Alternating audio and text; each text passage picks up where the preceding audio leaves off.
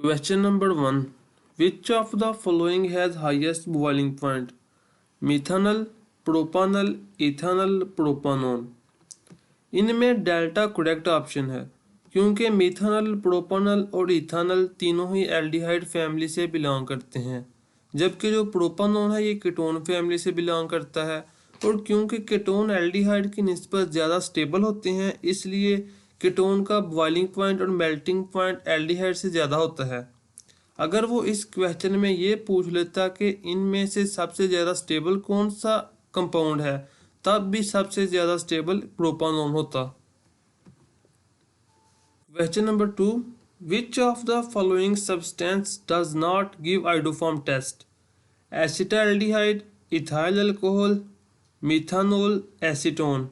इनमें methanol Charlie option जो सा ये करेक्ट ऑप्शन है। मिथानोल आइडोफॉर्म टेस्ट नहीं देता क्योंकि आइडोफॉर्म टेस्ट के लिए नेसेसरी कंडीशन ये है कि जो फंक्शनल कार्बन है, एसिड कार्बन जिसके साथ फंक्शनल ग्रुप अटैच होता है, उसके साथ कम अज कम एक methyl group CH3 group necessary है।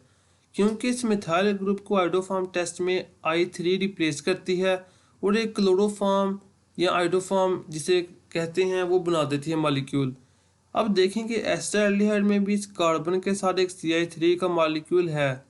इथेनॉल में भी वो कार्बन जो हाइड्रोक्सिल ग्रुप से अटैच है उसके साथ एक मिथाइल ग्रुप अटैच है। और एसीटोन में भी दो मिथाइल ग्रुप अटैच हैं फंक्शनल कार्बन के साथ। जबकि मिथानॉल में फंक्शनल कार्बन ऐसी कार्बन जिससे हाइड्रोक्सिल ग्रुप अटैच है, उससे कोई मजीद मिथाइल ग्रुप अटैच नहीं, इसलिए मिथानॉल आइडोफॉर्म टेस्ट नहीं देता। Question number 3. Which of the following compounds will react with Tollens reagent? CH3CHO, aldehyde, CH3C double bond O CH3, acetone, CH3COOH acetic acid, CH3C double bond O CH2 CH3, ethyl methyl ketone। इनमें alpha correct option है क्योंकि ये चारों option में alpha ही सिर्फ aldehyde family से belong करता है। और हम जानते हैं कि टोलेंस रिएजेंट से सिर्फ एल्डिहाइड रिएक्शन करते हैं, टोलेंस रिएजेंट के साथ केटोन और कार्बोक्सिलिक एसिड रिएक्शन नहीं देते। So alpha is our correct option. Question number 4. The only primary alcohol which give iodoform test is propanol, ethanal, ethanol, butanol.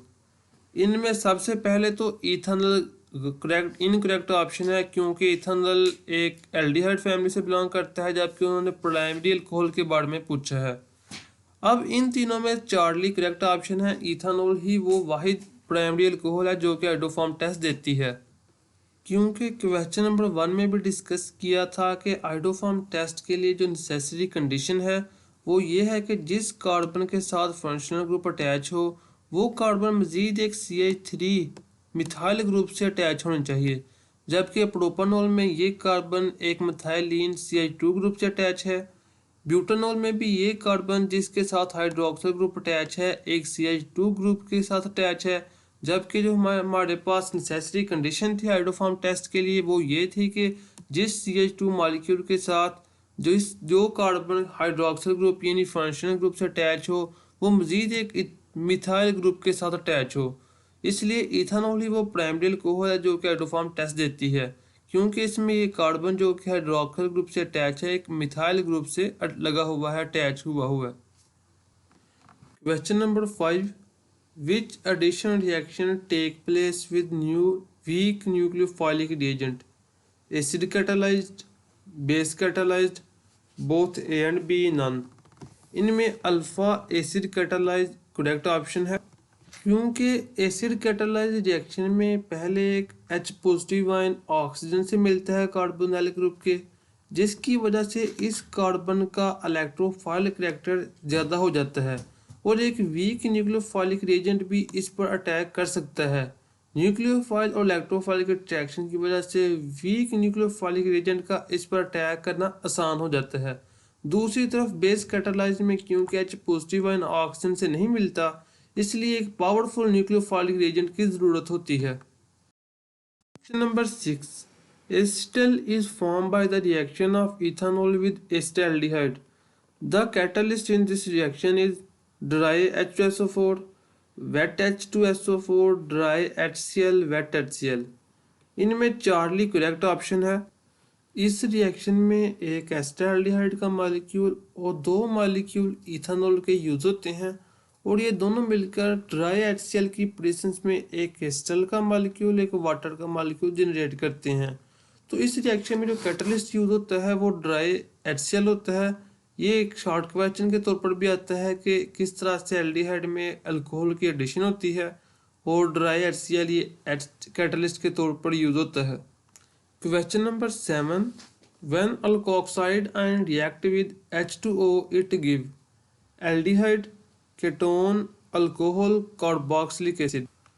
Charlie, alcohol is our correct option, क्योंकि जब एक alkoxide ion water के साथ react करता है, ये एक alkoxide ion है जिसमें ऑक्सीजन पे नेगेटिव चार्ज है। ये जब वाटर से रिएक्ट करेगा तो वाटर का H पॉजिटिव इस ऑक्सीजन से अटैच हो जाएगा और ये एक अल्कोहल बन जाएगा, जबकि जो OH नेगेटिव है वो एक बेस रीजनरेट हो जाएगी। तो इस तरह से अल्कोक्साइड आयन जिनमें ऑक्सीजन पे नेगेटिव चार्ज होता है वो वाटर से रिएक्ट करके अल्कोहल देते हैं। लेकिन अगर इस अल्कोक्साइड आयन में अगर हम इधर हाइड्रोजन को रिमूव करके एक C डबल बॉन्ड O बना दें और साथ एक H बना दें, तो इस केस में अल्कोक्साइड आयन जो है ये अल्कोहल नहीं बल्कि एल्डोल देंगे, क्योंकि इनमें रिएक्शन तो सिर्फ वाटर और इस O नेगेटिव का होना है अल्कोक्साइड आयन में। तो ये C double bond O H aldehyde group है ये सेम रहेगा। तो जब ये रिएक्शन करेगा तो इसके साथ एल्डोल बन जाएगा जिसमें अल्कोहल भी प्रेजेंट होगी और एल्डिहाइड का ग्रुप भी प्रेजेंट होगा। Question number 8, sodium borohydride used in reduction reaction of aldehyde and ketone can reduce carbon single bond, carbon oxygen double bond, reduce carbon carbon double bond. It can reduce both bonds. It cannot reduce any bond. इनमें जो correct option है वो है alpha option, क्योंकि sodium borohydride सिर्फ carbon oxygen double bond को remove कर सकता है, रिड्यूस कर सकता है, जबकि ये कार्बन कार्बन डबल बॉन्ड को रिड्यूस नहीं कर सकता, क्योंकि कार्बन और ऑक्सीजन डबल बॉन्ड में कार्बन पे पॉजिटिव चार्ज होता है और ये एक इलेक्ट्रोफाइलिक रिएजेंट के तौर पर एक्ट करता है, जबकि ये सोडियम बोरोहाइड्राइड है इससे एक हाइड्राइड आयन निकलता है H नेगेटिव। ये हाइड्राइड आयन जो कि सोडियम बोरोहाइड्रेट प्रोड्यूस करता है ये न्यूक्लियोफाइल के तौर पर एक्ट करता है और इस कार्बन के ऊपर एक्ट करके इससे रिड्यूस करके अल्कोहल में कन्वर्ट कर देता है। लेकिन ये H नेगेटिव आयन जो कि सोडियम बोरोहाइड्राइड की वजह से बना है ये कार्बन कार्बन डबल बॉन्ड को रिड्यूस नहीं कर सकता, क्योंकि ये एक न्यूक्लियोफाइल है, इस पे के ऊपर नेगेटिव चार्ज है, इसे पॉजिटिव चार्ज की ज़रूरत है और कार्बन कार्बन डबल बॉन्ड में दोनों कार्बन न्यूट्रल हैं, क्योंकि दोनों की इलेक्ट्रोनेगेटिविटी सेम है, इसलिए ये कार्बन कार्बन डबल बॉन्ड को रिड्यूस नहीं कर सकता, जबकि कार्बन ऑक्सीजन डबल बॉन्ड को रिड्यूस कर लेता है। Catalytic reduction of acetone give dash alcohol, isopropyl, isoethyl, N-propyl, N-butyl। इनमें अल्फा करेक्ट ऑप्शन है, क्योंकि जब भी एसीटोन की कैटालाइटिक रिडक्शन की जाती है तो आइसोप्रोपाइल अल्कोहल बनता है। ये एक एसीटोन का मॉलिक्यूल है, इसकी H2 मॉलिक्यूल से रिडक्शन की गई, H2 का एक एटम निकलकर इस कार्बन से लग गया, जबकि दूसरा एटम इस ऑक्सीजन से लग जाएगा और ये हाइड्रोक्सिल ग्रुप क्योंकि सेकंड कार्बन से अटैच होगा इसलिए इसे हम कहते हैं isopropyl alcohol. Which of the following is more stable? ये फर्स्ट MCQ की तरह का ही क्वेश्चन है। Propanal, propanol, propanone, ethanal. इनमें चार्ली करेक्ट ऑप्शन है, क्योंकि जो केटोन होते हैं वो एल्डिहाइड और अल्कोहल से ज़्यादा स्टेबल होते हैं, इसी वजह से उनका मेल्टिंग और बॉइलिंग पॉइंट भी ज़्यादा होता है। Charlie is our correct option. Question number 11, Benedict solution is an alkaline solution containing dash complex ion, cupric chloride, cupric tartrate, cupric citrate, ferric citrate. इनमें चार्ली करेक्ट ऑप्शन है, क्योंकि Benedict solution में cupric citrate जबकि Fehling solution में cupric tartrate complex ion पाया जाता है। Question number 12. Which of the following compound is used as rubber accelerator? Formaldehyde, acetaldehyde, ammonia, none of the above. इनमें Charlie correct option है, क्योंकि rubber accelerator के तौर पर एस्टाल्डिहाइड से बनाया गया एस्टाल्डिहाइड अमोनिया यूज होता है, ना कि सिर्फ acetaldehyde. So correct option is Charlie option. Question number 13। Formamint, जो कि गले की बीमारियों को दूर करने के लिए यूज होता है, is used as throat lozenges, consist of formaldehyde plus lactose, formaldehyde plus maltose, formaldehyde plus fructose, formaldehyde plus acetaldehyde. जो फॉर्मामिंट होता है ये फॉर्मेल्डिहाइड और लैक्टोज जो कि डाइसैकराइड है इससे मिलकर बना होता है, ना कि माल्टोज, फ्रुक्टोज और एस्टाल्डिहाइड से। Question number 14। Which of the following can give Cannizzaro's reaction? Formaldehyde, acetaldehyde, benzaldehyde, both A and C. इनमें जो करेक्ट ऑप्शन है वो है डेल्टा ऑप्शन। फॉर्मेल्डिहाइड और बेंजल्डिहाइड दोनों ही कैनिज़ारोज रिएक्शन शो करते हैं, जबकि जो एस्टाल्डिहाइड है ये कैनिज़ारोज रिएक्शन शो नहीं करता, क्योंकि कैनिज़ारोज रिएक्शन सिर्फ वो एल्डिहाइड देते हैं जिनके पास अल्फा हाइड्रोजन नहीं होता। अब अल्फा हाइड्रोजन क्या होता है, ये देखें, एक फंक्शनल ग्रुप है C++OH।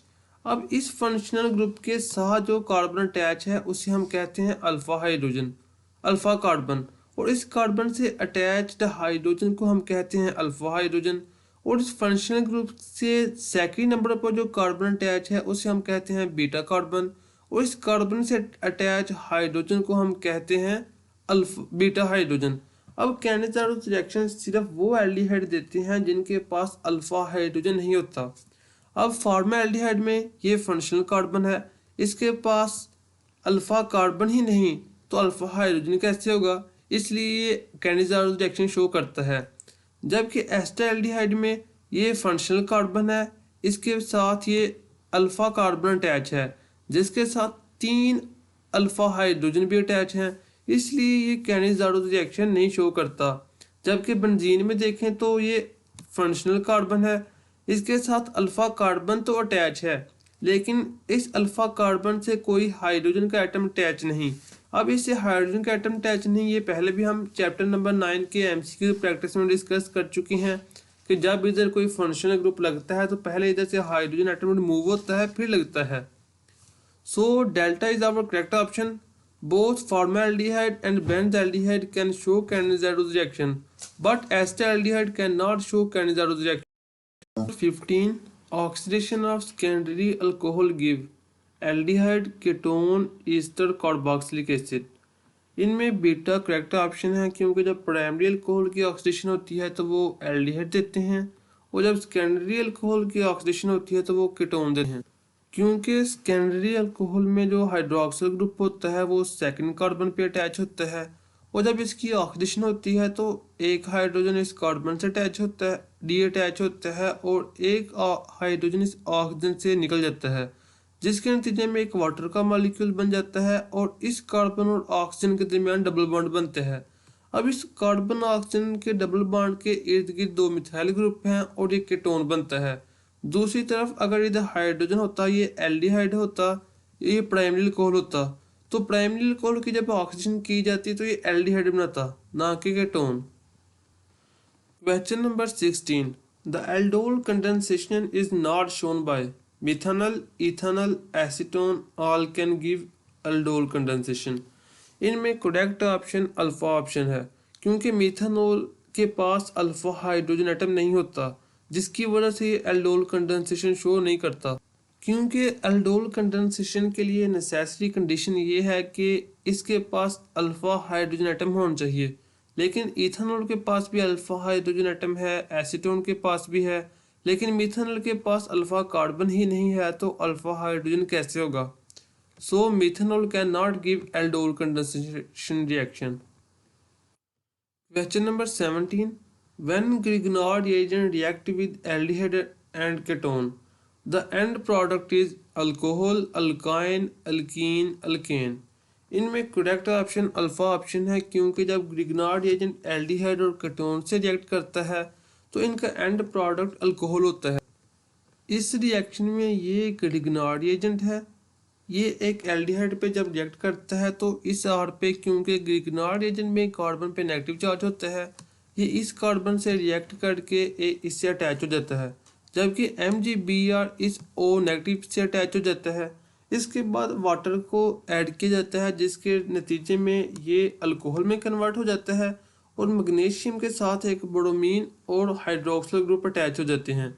इस तरह से जब कीटोन और एल्डिहाइड ग्रिग्नार्ड एजेंट से रिएक्ट करते हैं तो वो अल्कोहल देते हैं, लेकिन जब अल्कोहल का ग्रिग्नार्ड एजेंट से रिएक्ट किया जाता है तो वो अल्केन देते हैं। इस तरह से जब कार्बन डाइऑक्साइड ग्रिग्नार्ड एजेंट से रिएक्ट करती है तो वो कार्बोक्सिलिक एसिड देती है। So our correct option in this question is alcohol. On heating aldehydes with failing solution, we get a precipitate whose color is pink, yellow, black, brick red। जब aldehyde Fehling solution से react करते हैं, Fehling solution से ketone react नहीं करते, सिर्फ aldehyde ही करते हैं, तो जो प्रेसिपिटेट बनते हैं उनका कलर ब्रिक रेड होता है।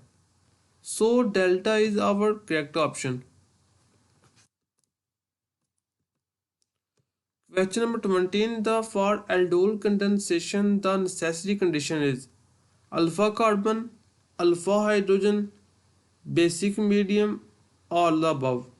aldol कंडेंसेशन के लिए अल्फा कार्बन का अल्फा हाइड्रोजन का होना ज़रूरी है। अब अल्फा हाइड्रोजन तब होगा जब अल्फा कार्बन होगा, और ये रिएक्शन भी बेसिक मीडियम ही होता है। So delta is our correct option. For more videos about FSC lectures, FSC chemistry, physics, bio, like and subscribe my channel.